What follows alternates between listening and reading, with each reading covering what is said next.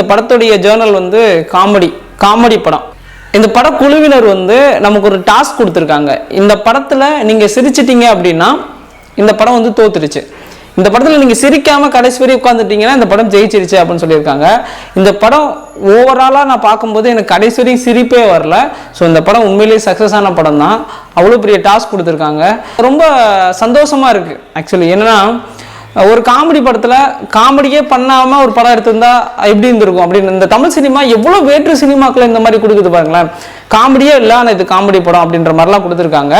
And Santhanam வந்து ஒரு சில விஷயங்களை காமெடி நினச்சிக்கிட்டு பண்ணுறாரு. அவர் இன்னும் இந்த ட்ரெண்டுக்கு அடாப்ட் ஆகவே மாட்டேங்கிறாரு. ஆக்சுவலி தம்பி ராமையும் பாலா அவர்களும் படத்தில் ஏன்டா கிரிஞ்சு பண்ணுறீங்க அப்படின்னு சந்தானம் சொல்லுவார். உண்மையில் அதுதான் கிரிஞ்சாகவே இருக்குது. சரி, ஓகே, அவங்க கிரிஞ்சு பண்ணலை, காமெடி பண்ணலை, நீனாவது ஏதாவது பண்ணியா அப்படின்னு பார்த்தா கடைசியில் அவர் சொல்கிறாருல்ல, அதுதான் காமெடியா.